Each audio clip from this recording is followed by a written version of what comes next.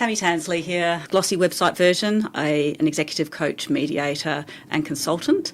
Probably the more messy human version is that when things sadly go wrong, people kind of call me in and say, can you help, either individually or with teams or with organisations. I've written a couple of books. One of them is Do What You Say You'll Do, which is kind of my mantra in life.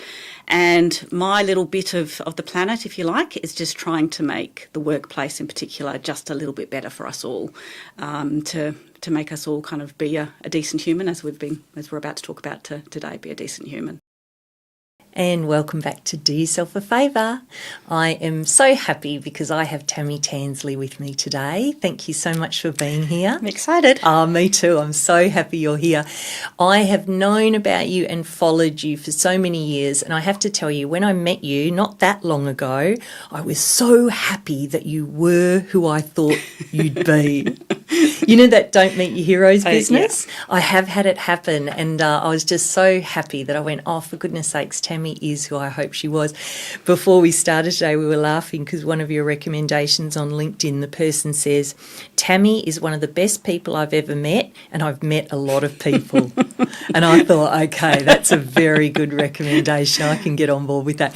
So what we could do today, because of all your experience, we could literally just talk about 30 years worth of rich, useful experience. And we're not going to do that, because what we're going to do is talk about something that hopefully will be most useful for the listener to consider or get some tips on or disagree with us on. And the thing we're going to talk about, which I will have to watch myself because of the passion, is what happens when problems at work and in life aren't faced or avoided. Yeah, we might get passionate about this one. I was going to say, I think we might, because I have seen it enough in my experience, which isn't as lengthy as yours, and I can't imagine how often you've seen the consequences of this. Yeah, I mean, that's basically my work, is coming in to deal with the consequences. So there's, we'll talk a little about the positive side of stuff, and that's glorious and gorgeous. Yes. But a lot of it is when it all goes to the proverbial. Got it. And if a magic wand or something had happened previous, you wouldn't actually... It's one of the jokes I make about our business. Actually, if people could cope with these kinds of things, we'd probably be out of business, because that's the thing we most support in, is where someone internally hasn't been able to either face something or hasn't had the skills to deal with something, the communication skills, or can I be so bold as to say the courage? And I'm not even sure it's a magic wand, to be honest. I think courage sounds hard, and it is hard in lots and lots of instances. But I think what we know absolutely, and you would have seen this, is the longer we leave it, the more difficult it becomes. And then it does become about courage. Then it does become about magic wands. It becomes almost impossible, because it's been built up and, amplified, and it gets exacerbated. People tell themselves all sorts of stories about it. Yes. And if we had just done it right at the beginning, yes, probably it would have been much, much easier. Yes, I think my least favourite version of this, which I was literally talking to a friend about the other day, and it's had terrible consequences for her friend, is, the famous thing that happens where people are seen as difficult. The person who's currently managing them doesn't know how to deal with that, often because they're an exploding type personality, or someone that's seen as scary, to use a very technical term, and they're wrapped in a bow and given to somebody else. And they go, no, I don't want that present. But too late, they've got the present. Then they exist for years and years and years, being handed around, ruining lives everywhere they go. Yeah. And by the time someone brave enough goes, right, we've got to deal with this person, not only have they come across what you're talking about in terms of the level of difficulty and complexity, the person who has been misbehaving for 10 or 12 or 20 years has a good case to say, I have never heard that before. And, Tam, honestly, sometimes they haven't. Sometimes they say, why is this the first time, when someone is sitting across from me saying, this is the end of the deal, here's we're talking about no longer being employed. Yes. And they look and they say, why has no one ever told me that before? Do you know what you remind me of when you say that is, you hear the cliche of the husband who the wife says, I'm leaving, and they go, what? I'm so surprised. Like I never heard 30 years worth of, little hints along the way. My husband's favourite joke is, if you've told me to mow the lawn, you don't have to remind me every 6 months. I will do it. You know what I mean? It's the same thing. Why has no one ever told me? Because, of course, the person misbehaving, like I try and come at everyone and everything with the compassion of people are fundamentally good. There might be mess in the way between that and who they are. They're doing their best, even if their best is terrible. Without any boundaries being set, people are not helped to be their best. Mm-hmm. And I honestly do believe that some of the biggest monsters are ones that it is true to say, why has no one ever told me this? Because they're not living in the same reality as you and I. There's that. And then there's also that organisations are hard places to work these days. Mm. There are some organisations where it's really hard to kind of thrive. So some do it really well, some, perhaps less well.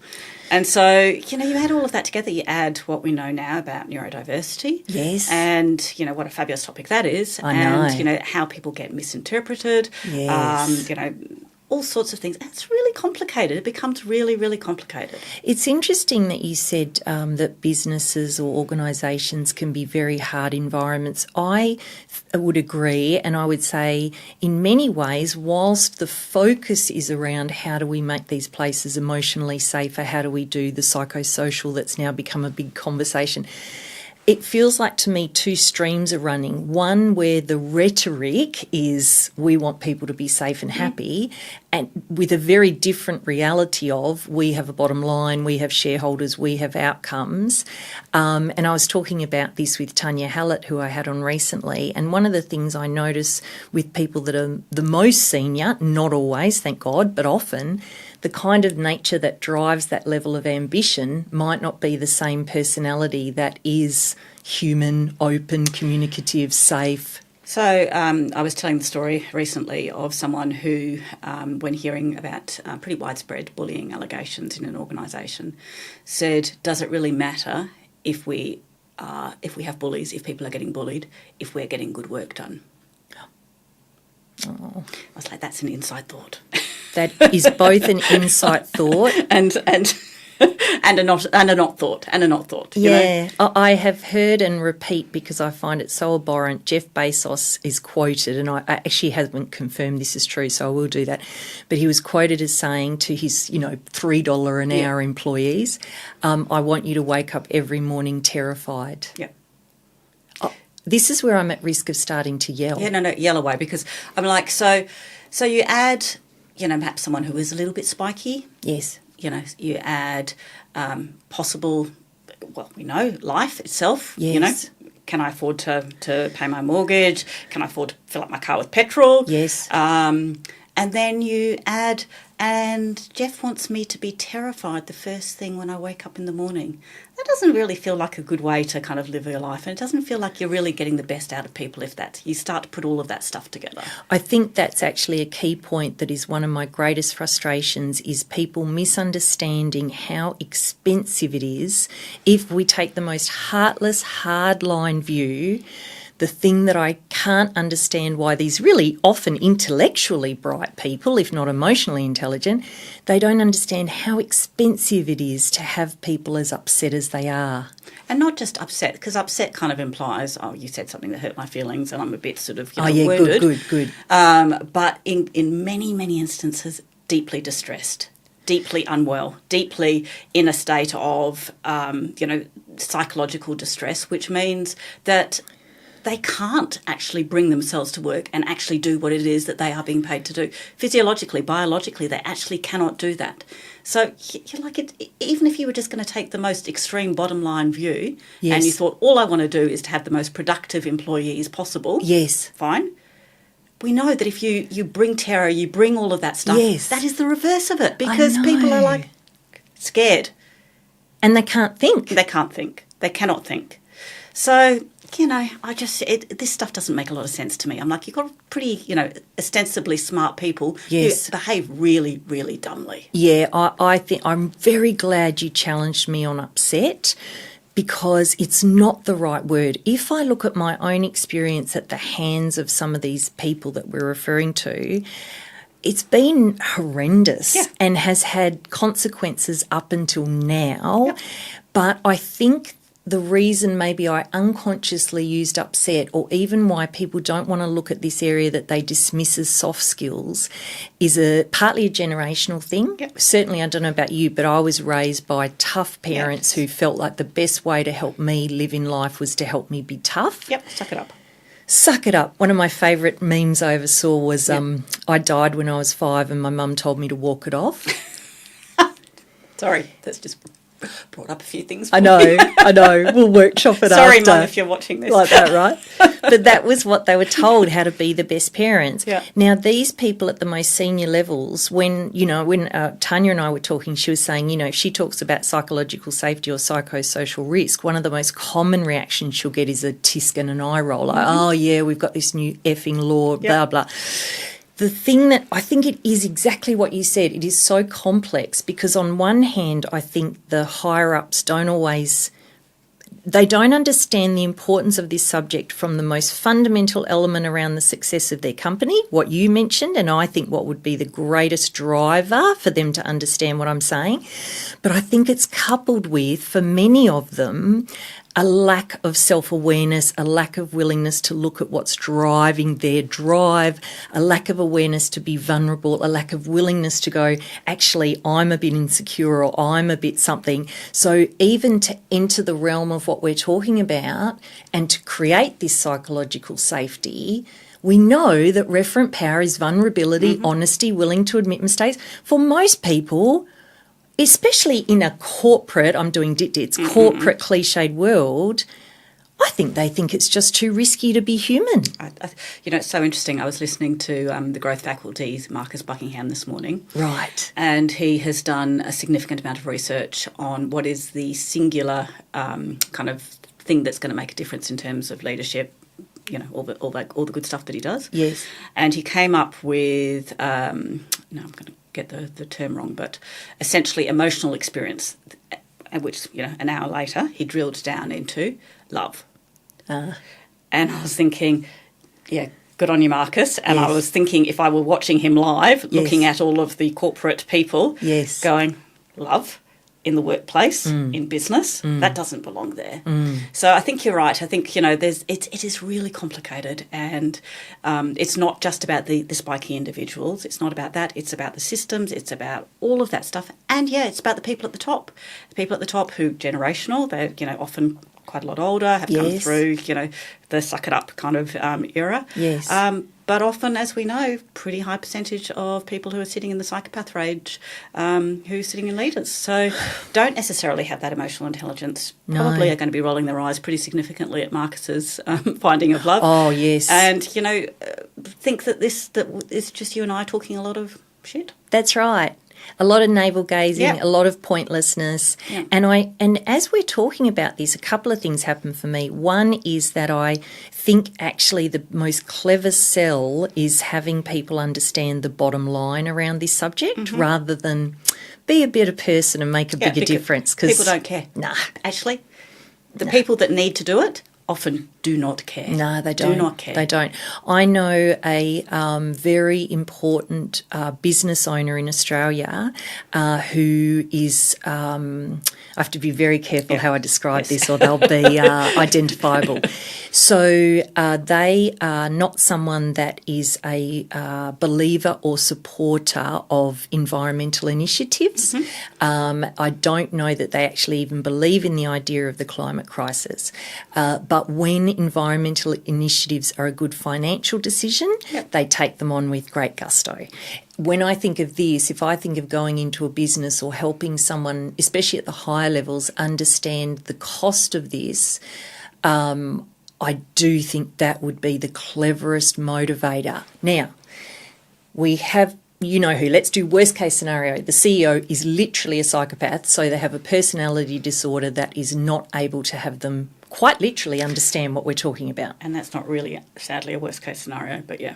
Okay. That's a relatively common scenario, but yes, keep going, play it out. Okay, play it out. They don't know how to make the difference, but they are convinced logically that they're losing, let's just make up a number, $1 million a year based on the fact their environment's not psychologically safe. They can't comprehend, again, literally, how someone could be worried about such things. But having seen the numbers, they know that they need to create the environment we would most hope for. Mm-hmm. What is it that has a person that has an inability to be human and vulnerable and caring and loving create that environment underneath them? Is it possible? Well, it's interesting, isn't it? So, I mean, you could say, okay, so I'm going to recruit a whole lot of exec team who do believe in that stuff.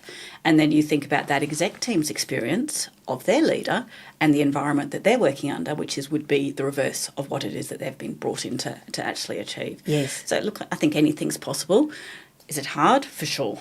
Can you see why people who, are in those environments, there's often a very high turnover because people come in, they try their absolute best, and it is, at the end of the day, we all have that kind of come to Jesus moment where we're like, is it worth it? That's right. And, if it's starting to impact my health, my mental health, my physical health, my family, my whatever else, okay, you might be paying me $500,000 a year or $1 million a year, but it's not worth it. It's not worth it. And, I've met a lot of people who are willing to play that extremely difficult umbrella role where they literally take the shit from above and protect the people below them as best they can. But like you said, the consequence for that, even with, I know people who are very resilient, strong, able, clever, but they run out of steam, and they actually run out of steam, and all they needed was the most basic human rights around respect and feedback of both kinds, and very simple things, actually. This stuff is actually, and this must drive you crazy because it drives me crazy. Yeah. We have so many sophisticated models, so many kind of, consultants out there selling all this stuff, when at the end of the day it is so basic. If we just got the basic stuff right, there would be no need for you and I, as we said before. No, that's right. But goodness, things would be better. If we just had a few, if people genuinely believed in this stuff and went, and sometimes I don't know how to do that, so I'm going to get some help, or sometimes I might not be doing it very well, so I'm going to get some help. Yes. That would transform. It would transform economies. It would transform societies. There's two things, that, as you said, that one was we would still be employed, and we've been employed in our favourite way, working with the best people who are open and loving and generous and have something they need help with or need to learn. It's just the best part, isn't it? And when you say about it transform, I think it actually comes back to that point of the fellow you were listening to this morning and saying the word love. So when I work in companies, this podcast was called 50-50. And the reason it was called that was because I always feel so much of both things. So there's a part of me that feels like, even in a conversation like this, do you know what I'm going to do, Tammy? I'm going to go on LinkedIn, on here, everywhere else, and I'm just going to say what I think the truth is. And the majority of people will think I'm either a nutter or stop following me or go, that is ludicrous, that's not how life works. But I know what we're talking about not only fundamentally changes the basics of an organisation around their financial success and systems, but the people that are suffering at work, their whole life is ruined. Exactly.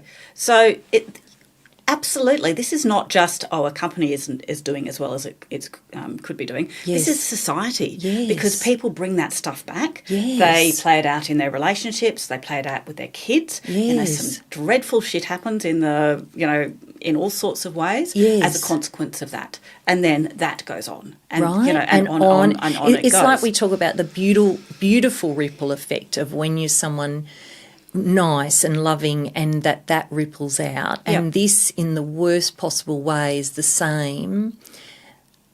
And for me, it is abhorrent. It is morally abhorrent that, like in that example you said, well, does bullying affect the productivity? Does it matter at the end of the day if we're getting what we need? What a question. Inside thought.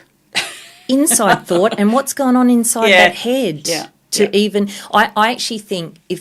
I actually think that person can't really access their humanity or doesn't have a regular relationship with it. Because to be able to say, when I think of what bullying does to people and what it's done to me, that I've only actually, being from the, I'm 52, and being from the generation I'm from, as much as I bang on about this subject and I'm so passionate about it, I will also silence myself around it, and I'll minimise what's happened, and I'll say to myself, don't be soft, that was nothing, people go through worse.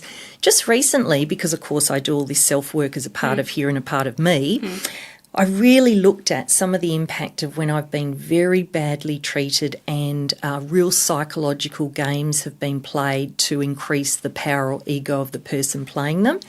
And when I actually look, I realised that things that have happened 10 years ago or 20 years ago, because I was just minimising them and thinking they couldn't still be having an impact, wasn't until I actually stopped and thought, what's my physical experience, what's my anxious experience, what's my safety experience or not, I thought I haven't recovered from those at all. No. And the reason I haven't is they were truly traumatic. I, of course, say and have been told my whole life, I'm too sensitive. Same. I'm too sensitive. Yeah. But actually, when I work with people, the best people don't actually have to be as sensitive as me, but they do have heart, and they are at risk of being hurt because they have a heart that can be hurt, because that same heart is what creates wonderful relationships, has their staff members feel safe, has them create a great difference in the world. And I'm not even talking in any way someone that would come across like I would, but the heart is the same. Absolutely. And I think the interesting thing about your kind of 10-year, 20-year experience is that that you bring then that as an experience, as a shield into future experiences. Yes. And so my worry is that you've got people who are, terribly treated in organisations where things have gone terribly wrong. Inevitably, they leave through either, self-preservation or other. Yes.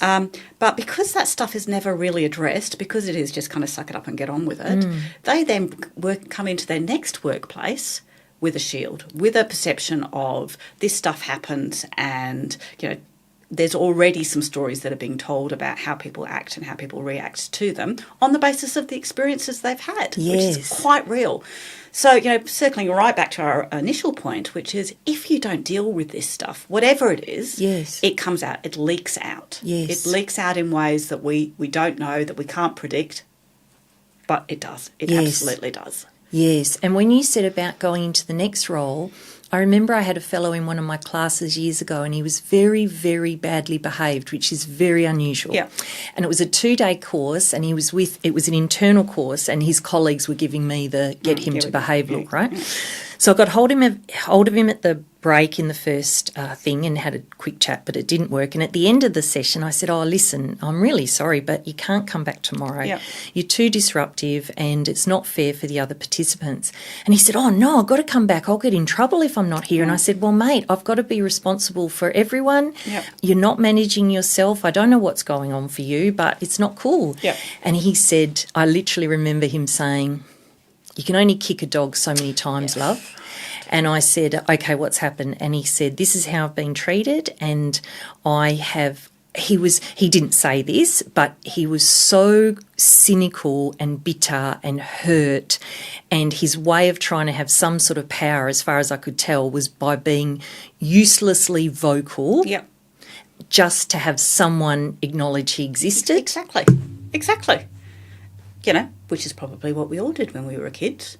That's right. So, so the signs are there. And again, if you were paying attention in an organisation and you knew someone was doing that and you had an ounce of emotional intelligence, wouldn't you go, perhaps there's more to this? Yes. Either this chappie needs some help in terms of regulation, or more likely there is something systemic that is going on. How about we have a chat to him? How about we have a chat and see, can we do something about this? Yes. So there's 2 things I want to talk about. One, I want to go back to what we talked about in regards to you saying rightly, if things are dealt with quickly, they don't need to be a big deal. The other thing I'd like to talk about, because it's also a great frustration for me, is when there's a good intention around changing an environment, like there is at the moment around the psychosocial risk, what I hate about it is when it becomes a bureaucratic tick box that makes no difference and actually makes it worse for people that are having a hard time, because then not only are they seen as weak or a problem or whatever, they're added into a risk bucket that makes them doubly a pain for the organisation. So let me tell you about an example that I know, which is to your second point. So this is in an organisation that shall remain nameless. Yes. A person got into some trickiness in a relationship with their manager. Now, that was evident probably from week one. Oh, wow. Let's be generous and say the end of the first month. Okay. At that point, it was so obvious to the manager's manager, other people, whatever. Any reasonable response at that point would have been to say, we've got a problem, let's get some early intervention in there, let's do some mediation, let's do a facilitated conversation, let's do something because things are going off tracks, right? Yes. That didn't happen. So we're now kind of 9 months in. This person has gone to HR, been sent to another place, been sent to another place. Literally, when you look at the documentation that I have, has literally gone from place to place to place to place to place. All of the people ostensibly ticking the boxes and sending kind of useful links to, the Psychosocial Hazard Code of Practice and doing this and doing that. And, have you contacted the EAP? Because thank the Lord, the EAP is saving us all. That's right. And I'm going to move you on to the next person and move you on to the next person and move you on to the next person. So it reaches health and safety. So this is 9 months later. Health and safety says, sorry to hear you're having a hard time. Have you thought about the EAP?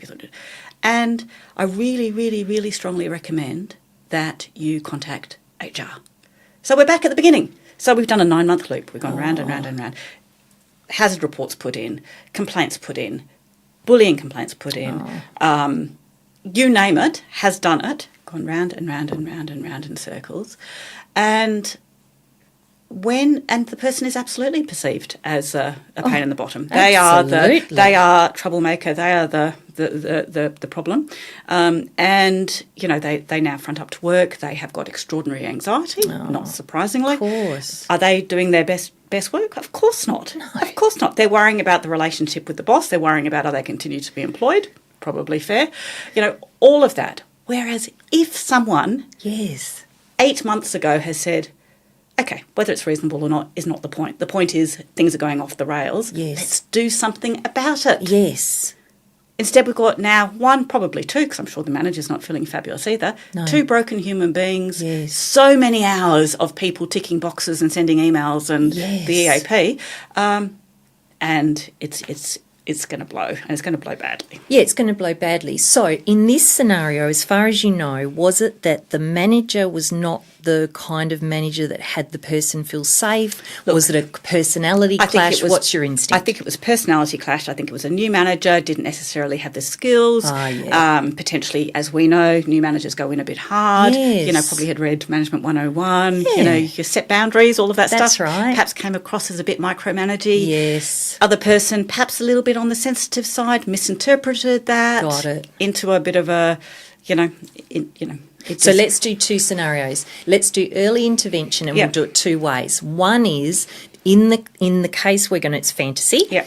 The manager is capable, emotionally intelligent, and realises there's an issue, and that they act on it. Second scenario, the manager is in the bucket of unaware, unemotionally intelligent, causing issues from their own issues. Yeah.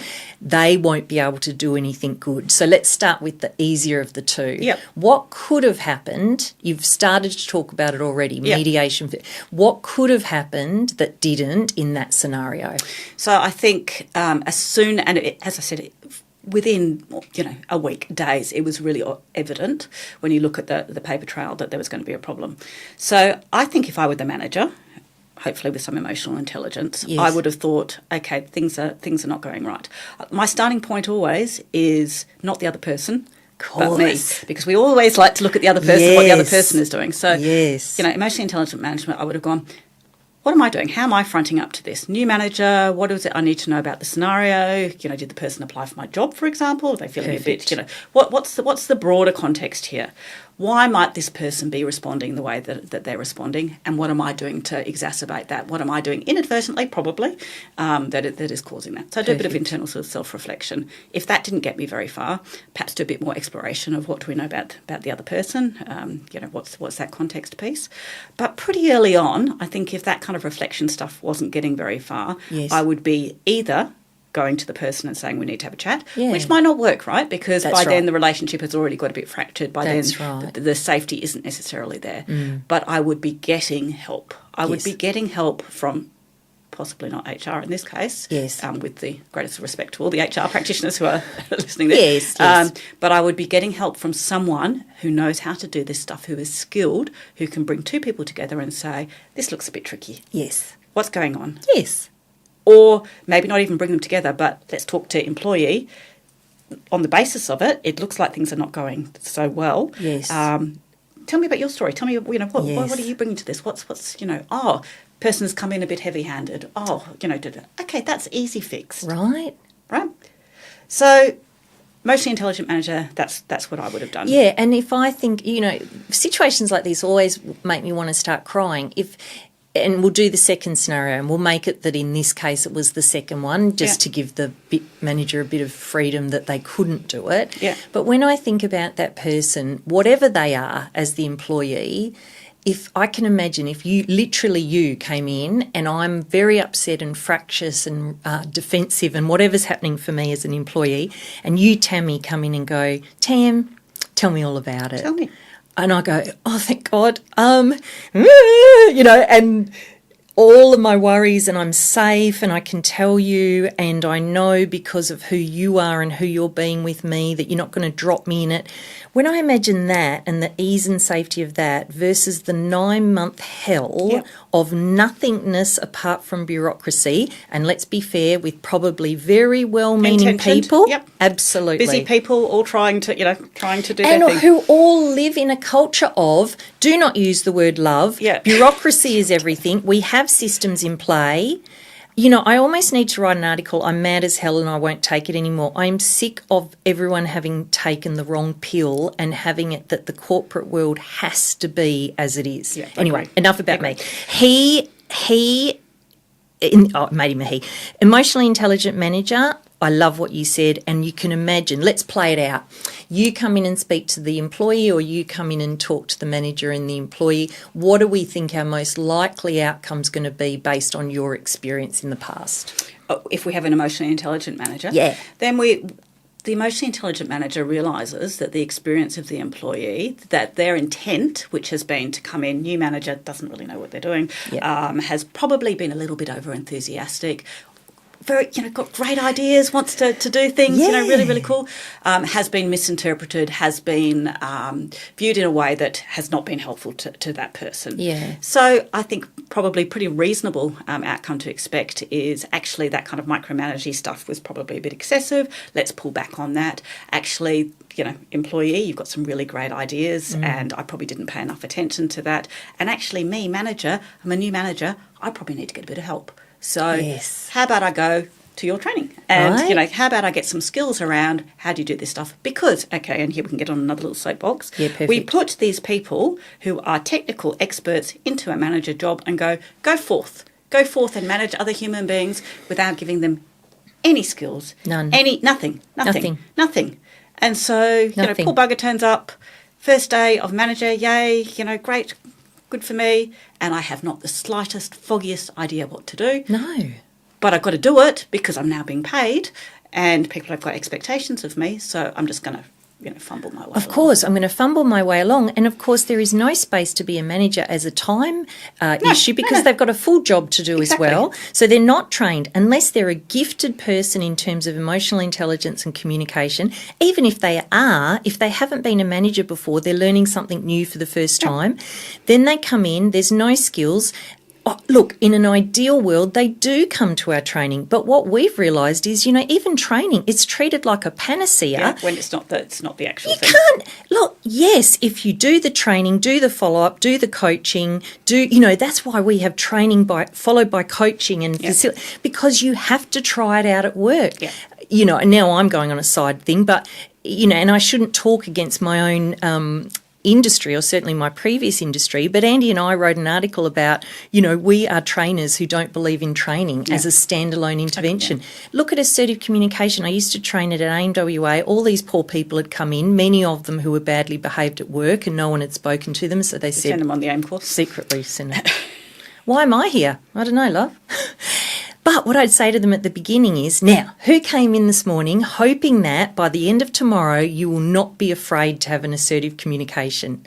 And 18 out of 20, and I go, here's the bad news. Yeah, not going to happen. You have to do it to not be frightened anymore. I'm going to tell you the ways you might approach it. I'm going to help you look at yourself. You have to toddle off after this and do the very thing you're afraid of. And the only thing that's going to make you feel a little better is I'm going to give you some tools and strategies.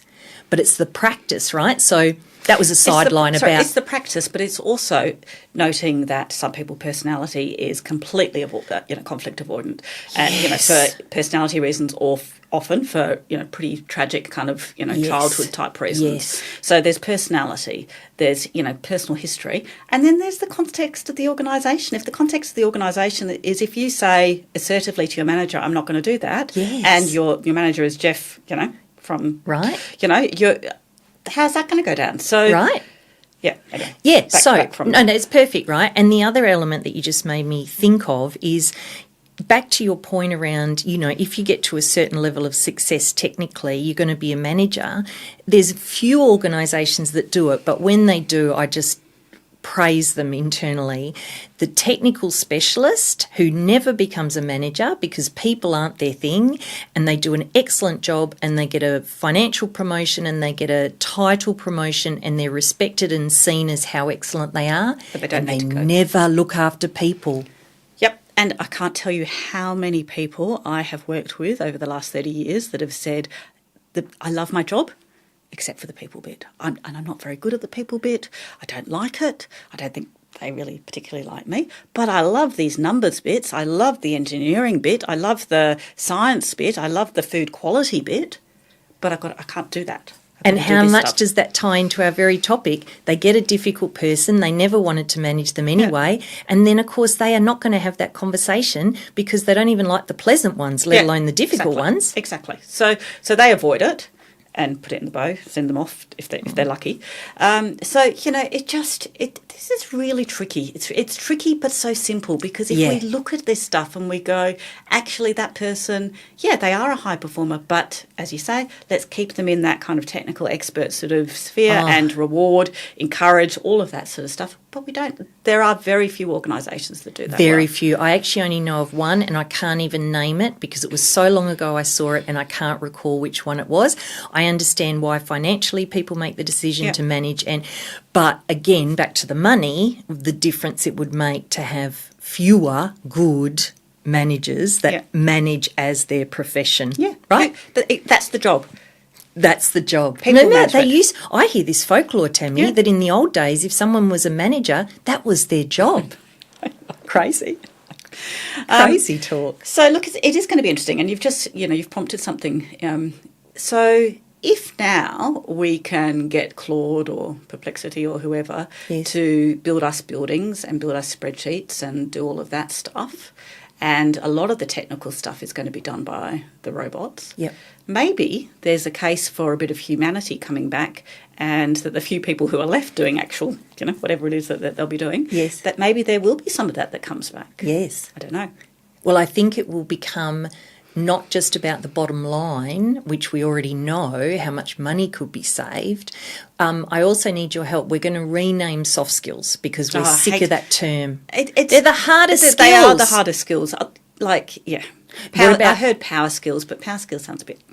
What about crucial skills? Crucial skills, yeah. Just off the top of my head. Fundamental, stuff that actually, as a human being, let's take it out of the workplace. Yeah. As a human being, if you taught these, if our kids knew this stuff, and fortunately schools are getting better at some of this stuff. A little bit better, yeah. But if our kids knew this stuff from the word get-go, in every aspect of our lives, if we had these crucial skills, these foundational skills, these fundamental skills, we would interact with other human beings a little bit better.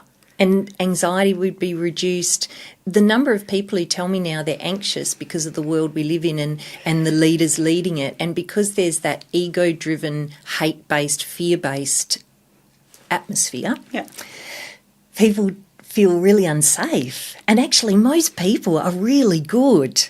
Really good. The number of real shitheads is pretty... It's pretty low. It's pretty low. As a percentage.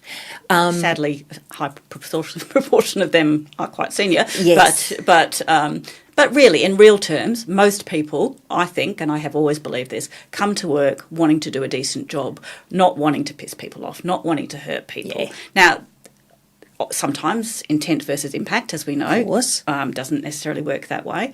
And there is some, things get lost in translation, all of that. Yes. But most people, I don't think, wake up thinking, who am I going to really upset? Who am I going to hurt? Who am I going to destroy today? I genuinely do not believe. I don't believe that either. And I think most people have a very good story for why they're doing what they're doing, and they think they're doing the right thing. They might be right, they might be wrong, but they do think, if they're thinking, I'm doing this for a good reason, either for myself, my family, or whoever else.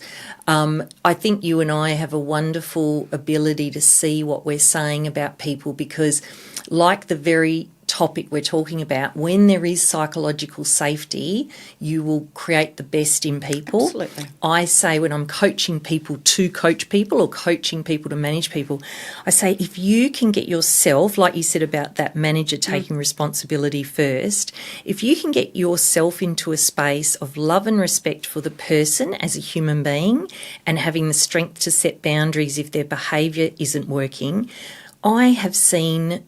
I always find it so sad, Tammy. I will meet with people one-on-one in very tough organisations that have a lot of this stuff not set up well, a lot of the safety not set up well, the EI set up well, the humanity set up well.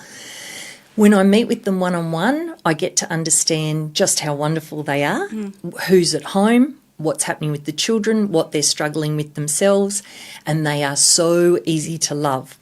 Then I will go out of that situation and I'll be in a team meeting or I'll be in a bigger meeting where everyone's together with more senior people.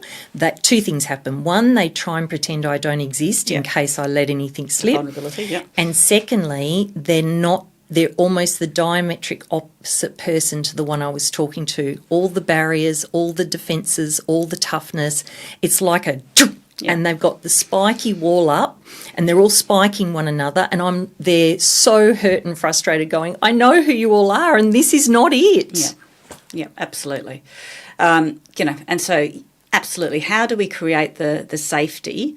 How do we create the environment that even if you have to have a more difficult conversation, which you have to have, this is not about lollipops and rainbows and, not pretending that people don't do the right thing, not pretending you don't have to have difficult conversations, but that if I have to have a difficult conversation, I'm saying to you, I'm doing this, I'm having this conversation with you because I believe in you. I believe you can be better.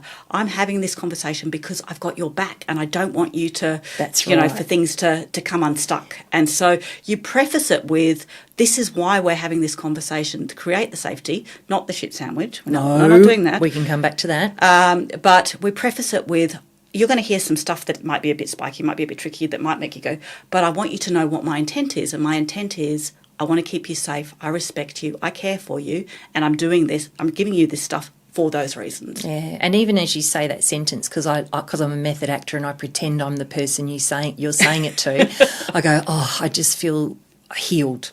Because that simple honesty and love, and I used to say to people at a particular client when I was leaving meeting, I go, love you, and part of it was me being a rebel, but part of it was just feeling sick about this inability for us to have humanity in organisations.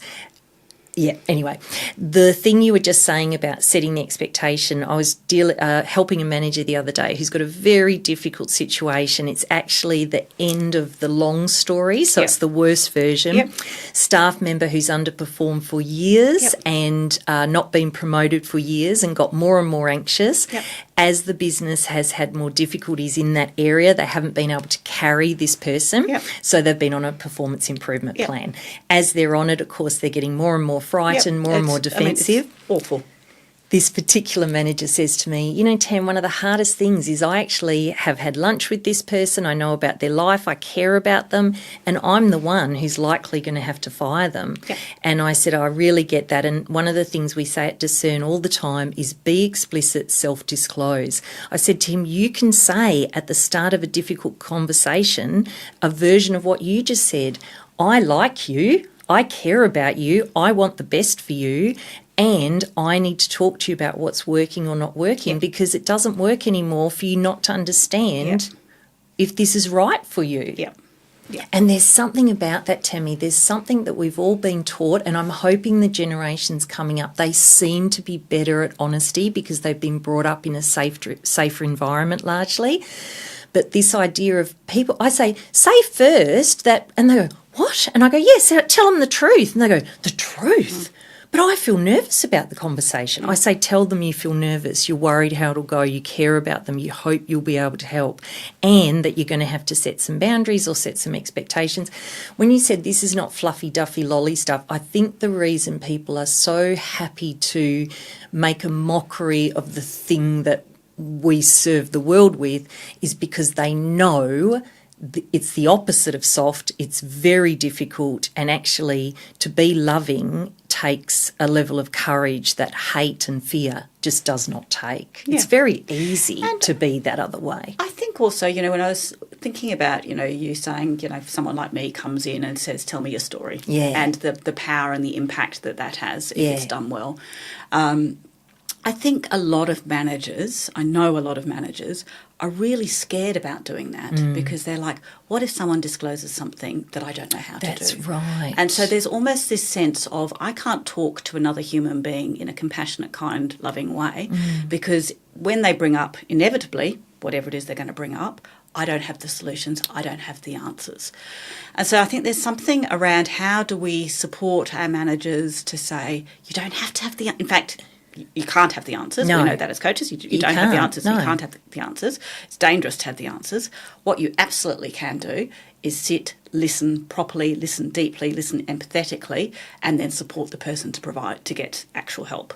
And whatever the scenario is, whether it's poor performance, whether it's, you know, trickiness outside of work, trickiness inside work, that's a pretty decent starting point, isn't it? Oh, I think it's the only starting point. When you said that about I'm nervous that I won't be able to deal with it, on this more bureaucratic side, I have heard incidents. I've only come across one personally where I noticed that it was actually an HR person was being very closed and tough with an upset employee because they were concerned they were a litigious person. Absolutely. Now, if I say to you, Tammy, and you might know better than me, if I say as an employee, let's go worst case, trigger warning, I'm suicidal, and the manager says, F inside their head, I don't know about this, I don't know, right?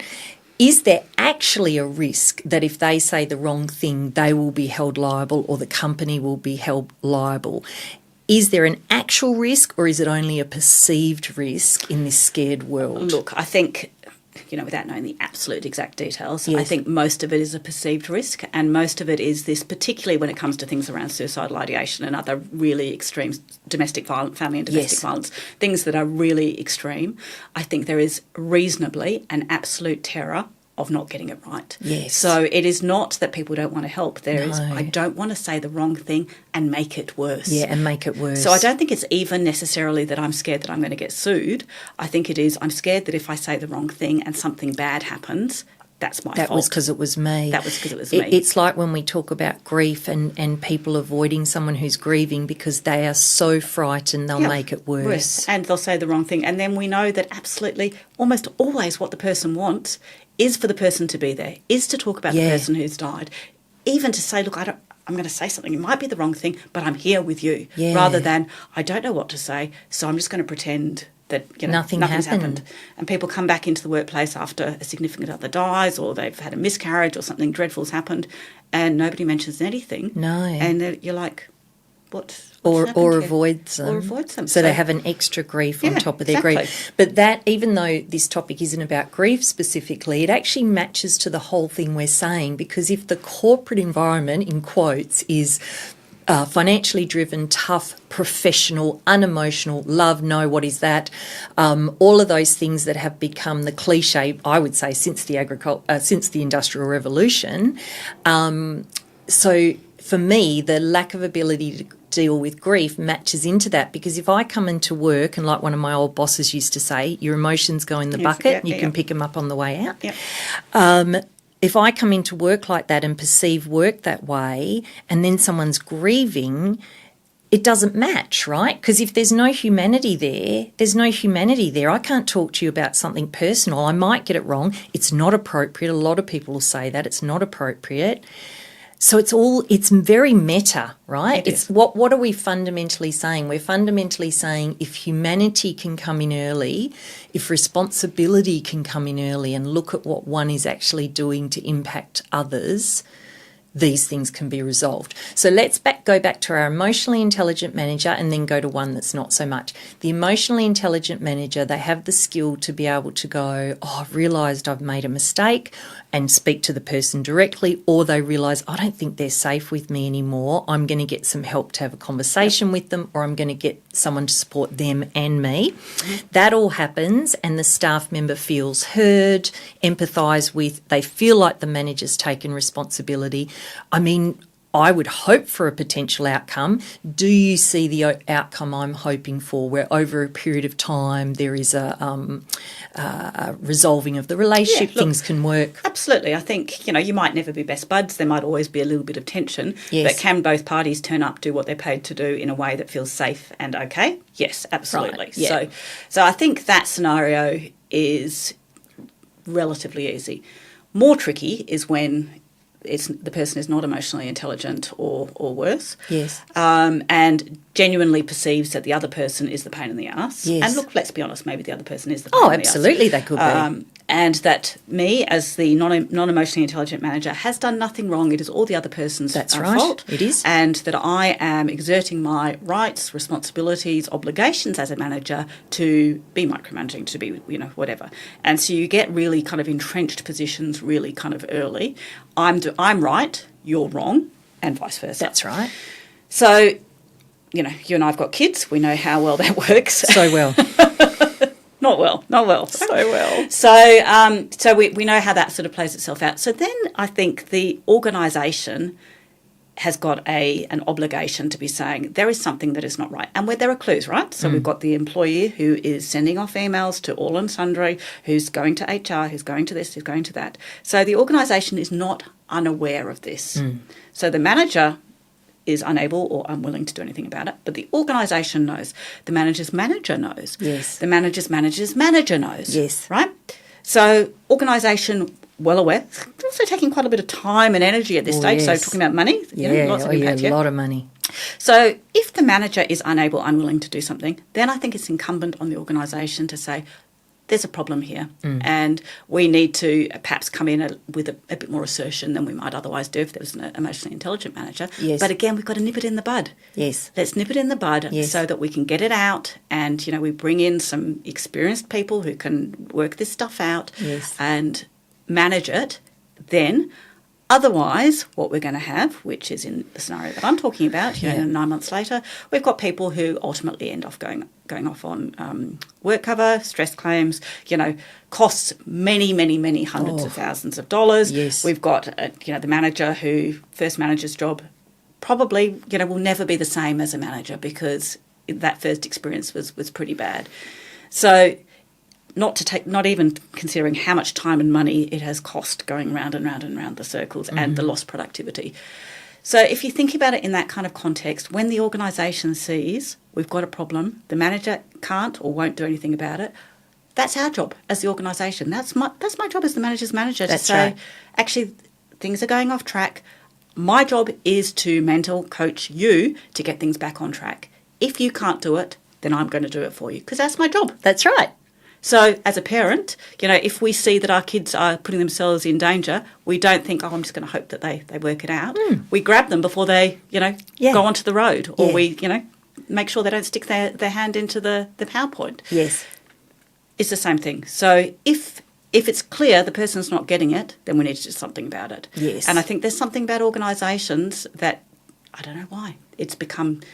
Perhaps everybody is hoping that somebody else will do it. I think so. I think that's largely in play, and I think sometimes what will happen with the right personality at a manager level, we see this a lot where they manage up very well. Absolutely. And I'm not a psychologist or psychiatrist, but I do think there must be certain personality disorders where they're very skilled at managing up and are almost one look to that group and another below. Absolutely.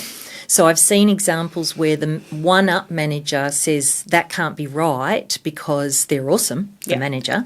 Or the other thing is it's just an extrapolation of what we're talking about around the lack of courage to have a difficult conversation. Because if the manager one-up knows the person's difficult as a manager, but they don't know what to do or how to do it, or like we said, hope it disappears, they won't deal with it. I have seen situations where a manager two-up has had to sort of dip down and manage the whole thing.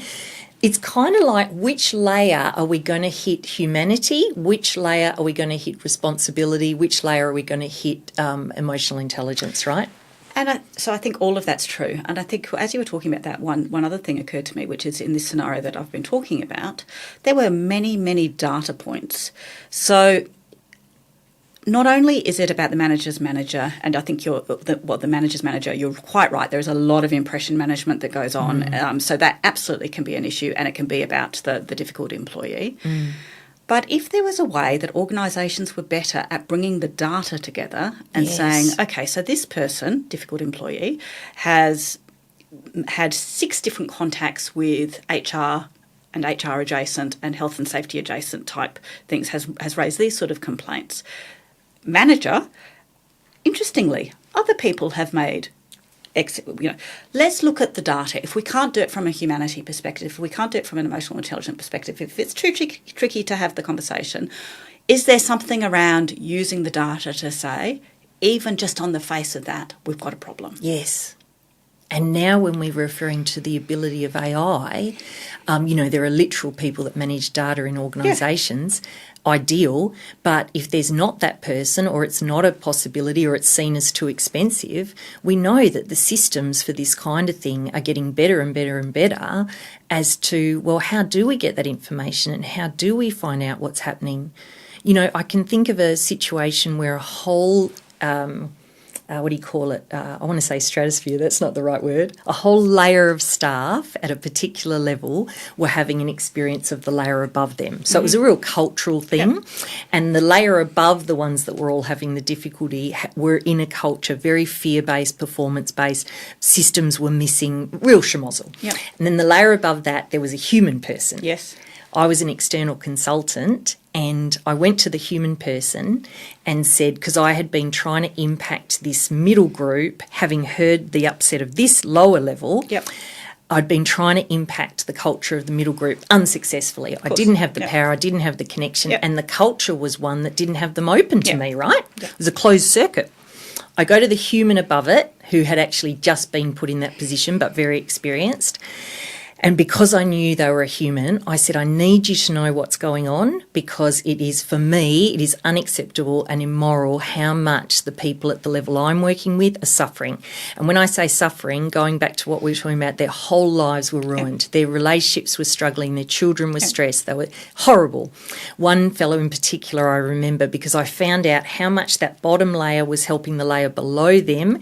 And I said to one old fellow, very loving family man, good fellow, but very, very cynical. I said to him, do you think the layer above you knows how wonderful you've been with your staff? And he said, I'm going to swear, they wouldn't have a fucking clue.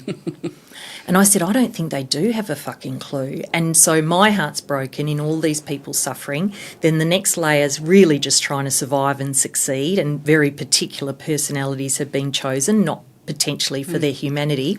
This one human, I access the human, I tell them the story, they understand what I'm saying, they have emotional intelligence. I actually think they're on the spectrum. They are an incredible person to think, how does this impact? Because they have heart. Yeah. He then works internally with their internal systems and gets information from the layer that is most upset. He has a day with the layer above. He challenges them. He says, I know how hard you're working, but it's not okay. And they're actually getting traction because one human was both willing to listen to what I said, willing to take on the feedback, willing to respect my expertise, and cared that this whole group was suffering too much. And, I think that's extraordinary that you found that one human, because one of the things that I say to organisations when I go in and start to do a cultural review or, a version thereof is I almost try and talk them out of it in the first instance and say, don't do this unless you are ready for the Pandora's box to be opened, because once you start asking people, tell me what it's like here, tell me about your experiences, tell me about what's going wrong, there is an expectation that you are going to do something with that information. That's exactly right. And how often do we see culture surveys, care surveys, and nothing happens? Nothing. It's so much worse to ask and not do anything. So if you're going to do this, if you're going to go in, if you're going to say we've got a problem, then do you have the support, above you? Do you have the broader organisational support to actually do something with this? Because dismantling power like that, dismantling that sort of stuff is not easy. It's serving that group of people to continue to act the way it does, and to dismantle that, if it was that easy and we had our magic wand, it would have been done. And so, I think a lot of people who are human, who are good, who are clever, who can see all that stuff go, actually, no. I now's not the right time, or I don't have enough internal support, or actually I quite like my job and I'm getting paid pretty well, and I'm really sorry for layer down there, but actually no. It's so understandable in the right environment that the person would decide what you've just said. It would be the only clever decision if they wanted to stay in that company to not act on something where they felt they wouldn't get the support, or it would blow back on them. Yeah. And so then you've got, how uncomfortable is that? I know that there's a whole layer of people, or potentially, a whole organisation of people who are having this deeply, not fabulous experience. Yes. But I can't do anything about it. No. I'm still coming to work, getting paid. That's right. So it's tricky. Organisations are Very tricky. Organisations are super tricky. Which, if we circle right back, what can we do to make it less tricky? That's right. Because, this stuff is complex. It is... it's not necessarily easy, but I do feel we make it harder than it needs to be. And if we could nip some of this stuff in the bud early on, wouldn't be perfect. It's not the silver bullet. It's not the send them to AIM and do their but it would make it better. If when I look at how simple / difficult it would be it'd be difficult for the wrong person. But if we look at that example we've used in this conversation of someone who's a staff member having a hard time, if someone listening to this who had a difficult staff member and was nervous to talk to them thought, I am going to risk talking to them, or I'm going to ask for help externally from my manager, someone who I think is clever and safe. Yep. Not just anyone. Not just anyone. Got to be the right person. It's got to be the right person. I know what I'm going to do. I'm actually going to face this thing I've been avoiding, and I'm going to see what I can do to make their life and my life better, because I think the thing people need to stop comforting themselves with is that it's not a big deal. It is a life-ruining deal, not only for the person not being managed well, but for everyone impacted by that person. And not just... we've been talking about the person and their kind of family, children and so forth, but also the team. Even if it is just the manager and one person, and rarely is that the case, but even if it is just that, the flow-on effects to the team and the dynamics of the team also have consequences. So, whichever way you look at it, it's like, sort this stuff out, people. Yeah. Sort this stuff out. And if you can't, and for some people, genuinely, for reasonable, get help. Get help. Get help. But, one of the things when I support organisations with this stuff, I say, if nothing else, think about, in going into that conversation, how do I create safety? How do I create an environment with someone where I'm going to have a conversation with you that might be a tricky conversation, but I am putting all my effort and energy into creating a safety between you and I so that you are, at least there's some chance you can hear what I'm going to say. That's right. So create the safety. And if the relationship is broken, and often by this stage the relationship is broken, maybe it's not possible to create that safety, in which case maybe I can't do it, so I need some help. So, you know, devil's advocate, if someone has no, and I don't know if there's such a thing, but if someone has really little to none around their emotional intelligence, is not able to be responsible for their impact, and they're the manager, they've got a whole lot of self-awareness stuff to do before they're having that conversation, right? Yeah, they do. And let's be, I coach, you coach, sometimes it doesn't, it's an entrenched personality traits, and sometimes that it doesn't work. No, it can't. In which case the organisation then has to say, is this person the right person to be a manager? Yeah, that's right. And, the thing that pisses me off more than anything else is, well, they are a great salesperson and they're bringing in, $50 million for us a year or whatever, and we'll tolerate the poor management, we'll tolerate the poor behaviour because they're bringing in whatever. That's right. This person is an excellent engineer and they build us really fantastic buildings, and the fact that all of their team cry in the toilets every day is neither here nor there. Nah, worth it.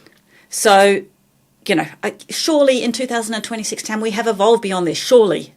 So I think we are going to. I think this conversation is part of that process.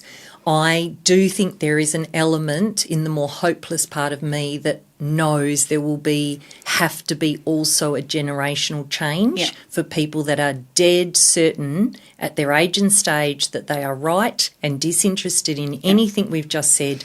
They have to retire because, look, we've got these children coming up who will not tolerate bad treatment. They don't tolerate Zero. it. They don't tolerate it. My 15-year-old had a conversation with her employer around some behaviours that she had seen in the workplace and her observation around the impact of those behaviours. At 15 years old, not in a million years would I have had that. I can't even imagine. I was a pretty ballsy kid, but not in a million years would I have been brave enough to sit down and have a conversation around, this is the impact, this is what I'm observing, this is the impact on your business. What did the person do? They cried. Oh! I was like, I'm not sure that's good. But anyway, leaving that aside. But this generation of kids is coming up saying, actually, there is a better way. Yeah. But we also know that's, sometimes that doesn't work because it comes across as entitled and various other things. That's right, and very challenging for older generations. So sometimes it doesn't work. But we also know, what we know about culture is that water finds its natural level, and if you've still got the majority of people that believe a particular thing, even if you've got these new young ones that are coming in and are doing this stuff, inevitably they get sucked into this is the way we do things around here. Because, what's one of the strongest human drivers is to belong. And I see it so often. Yeah. I hate it more than anything else when you see a positive team member join a negative team, and I'll think to myself, stay strong. Yeah. And they can't do it. And when I first got a pharmaceutical job, this is tooting my own horn, but the reason I'm mentioning it is because I think it is this rare, and with my 50-50, because I've got 51% brave, it tips me over into doing these things. I started in a pharmaceutical company. I was 23. I felt like I'd won an Oscar. I got a car, a laptop. It was amazing. I joined a team that were terribly, terribly negative. They were much older. They were hating their lives. One of the first meetings I went into was a team mediation day where they had to put up on a whiteboard what was good and bad about the job, and they were just hating life, and the bad had this massive thing, and on the good side it said car. And no, I didn't do anything. I was in the background. But I didn't stay in the background. And when they'd tell me how much it sucked, I would say, oh, look, I'm new, but I reckon this is awesome. And I didn't really stop saying that. So I had no friends in WA. Yep. Luckily, when we went to conferences and big parties, we went to the whole of Australia and had friends everywhere else. Yep. But I was a total no-mates in WA. Now, the company appreciated me, of course. The higher-ups appreciated me. And what happened, as does happen, and this was a small team, enough of the sad and bitters left. I was then more one of the leaders. Yeah. I wasn't an angel in any way, but because I was fundamentally positive and I'd had a life prior that was much harder than many people. So a lot of people come into that job straight from uni, straight from privilege. They don't know what it is to stock shelves or waitress or all that shit I did. So I was in heaven and they didn't realise they were too. But the reason I make that point is exactly what you said. That was so painful for me. I couldn't help it because I was the 51% brave. I had to be honest about how good a time I was having, but I had no mates. And it sucked, and most people, I believe, it's too painful. And they would just leave. They will leave. They'll either get negative, fake negative, Yep. and then learn how to make it real. Yep. Or they will leave. Yeah, exactly.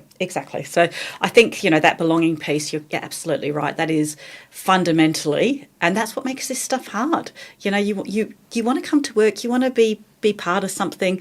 It's tricky when everybody is behaving in a particular way and you think, yep, that's not right. Putting your head above the parapet.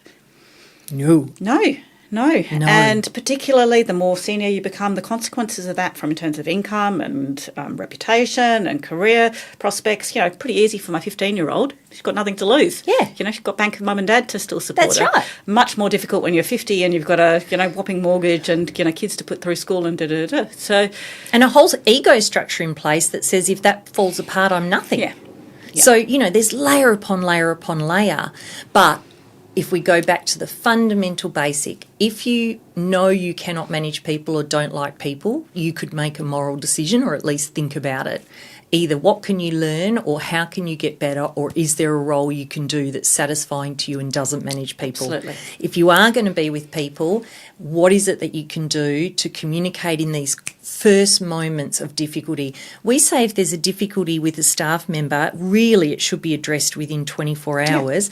And the whole performance review, whole other subject, people get the surprise of their life. A little bit like the husband who's about to get divorced with. They're like, I didn't hear about this for a year and you're telling me now. So my rule is the 48-hour rule. There you go. Same. So either, really going to get on my soapbox here, either we address it within 48 hours. Yes. Or we let it go. Genuinely go, actually, you know what, they were having a bad day. It's not a big deal. What we don't do is what most of us do, what the wife of who's about to divorce the husband do, is I'll just pop it in the drawer. Yes. I'm not going to address it. No. Because I can't, won't, too difficult, too unsafe, whatever. But it's there. And then what happens when it explodes because there are 87,000 pieces of paper in the top drawer, it's not the rational conversation of, Tam, when you did that was, it is something. And another thing. And often yelling and it's talking about, 5 years ago, 10 years ago, whatever. Yeah. And the conversation is completely unreasonable, unproductive, impossible for everybody. So if we're going to do it, we do it soon, 24 hours, 48 hours. If we're not going to do it, we genuinely let it go. I love it. And Tam, if we're going to let it go and we can't let it go, we get some help. We ring our EAP. Yay, most of us got EAPs. We get some help. We speak to someone who is a professional. We genuinely let it go or we address it. That is the key. Like the circle of influence and concern, if you can do something about it, do it. Yep. But equally, will you do something about it? Yep. They're equally important questions. And if you won't do anything, you have to make the responsible, loving, God forbid, decision to actually let it go. And that is because either you can't do anything or you simply won't, but you're not allowed to add it to the tally. That's right. Either or. And, yay, we're grown-ups. Yay, we live in an extraordinary country where we've got agency. We've got a lot of more control over us than, what we think we've got. So, but take a bit of personal responsibility for some of this stuff. Right. And go, what actual impact actually am I having? Yeah. And get it rather than go, production's high. Yeah. Yep. And I didn't intend for that to happen. Because I'm a decent human. My self-story is I'm a pretty decent human being. Of course, we're all decent human beings, Tammy. So I didn't intend for that to happen. So. No, that was unlucky. Yeah. But, if we're getting the numbers, there's a lot of unluck happening. Anyway, so look, this stuff, I just, you've got to hope that our kids will do it better. You've got to hope that having these sort of conversations will make it better. You've got to hope that if we give people enough courage to be able to say, I'm just going to give it a go. And even if it's imperfect, even if that conversation in 24, 48 hours is imperfect, because let's be honest, probably it will be, it's better than not. So I was reading something that, Crucial Conversations, fantastic book. Yeah. Something that they've done they talk about the vault, people put it in, not the drawer, they put it in the vault. Yes. Something like 60% of people never address things that are in the vault. So it just sits there percolating, getting bigger, nastier, kind of whatever. 70% of people have held on to something, a grievance of some description, for over a year. Like, far out. The weight. The weight. And lots of them. So that's not just one. That's, likelihood there are multiple one of those. Yeah.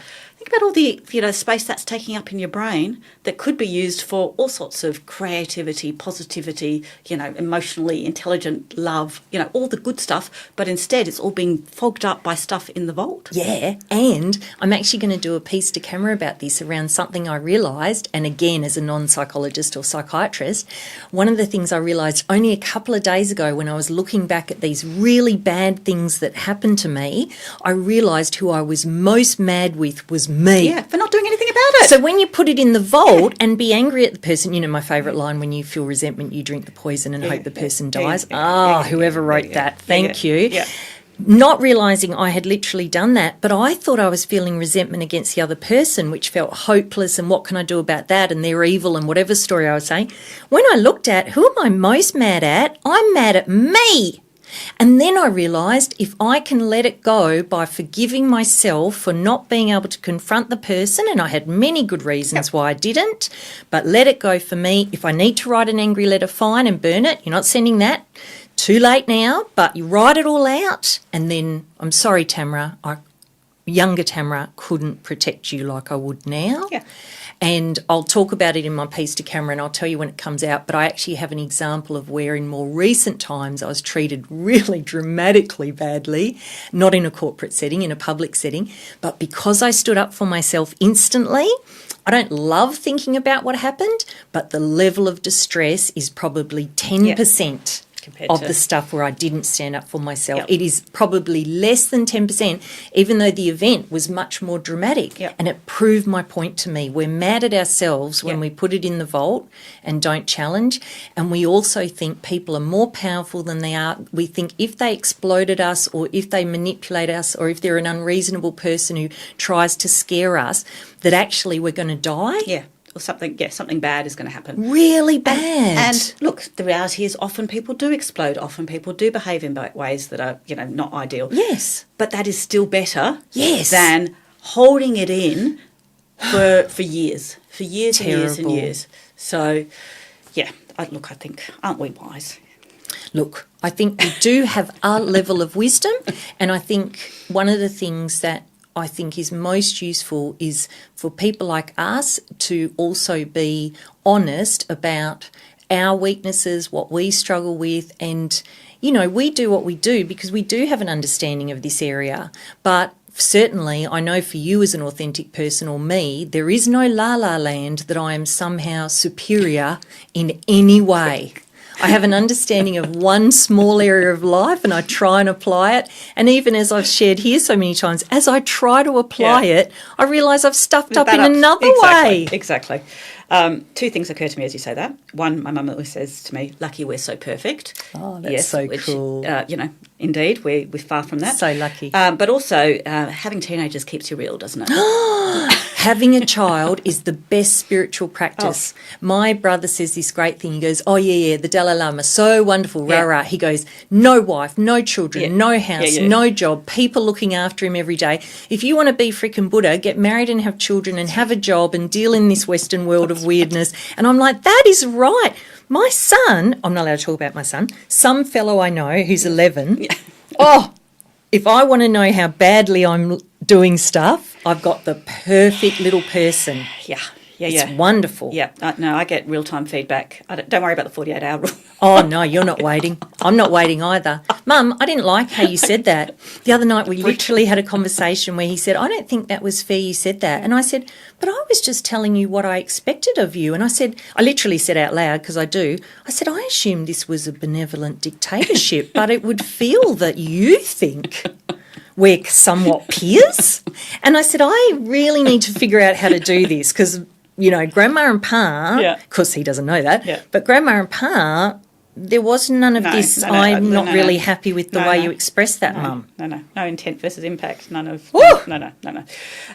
Anyway, It's good for honing one's practice, let's It say. absolutely is, and good for not getting confused about our imperfection. Yes. That is something I'm not confused about. No.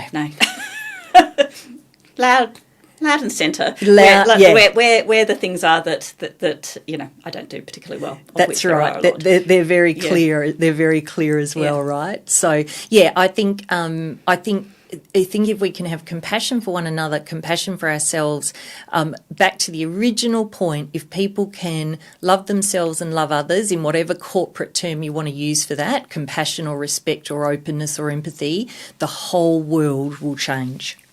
And even if you just make a micro step, okay? So even if it is not a fundamental personality change, because let's be honest, people aren't going to do that. Yeah. The thing I say to people is, what is the tiniest thing that you could do that would make a difference? Oh. The tiniest thing. So if it feels scary to do the 48-hour rule, the 24-hour rule, what is the tiniest thing that you could do today that you are going to do? If all of us did just the tiny things, we're incrementally moving things forward. Oh, yes. And what a difference it would make. Yeah. How cool. We're going to get there, right? Aren't we? We are. It was a delight to have you here. I knew it would be. And Thank you. I could do that was fun. all day. Thank you.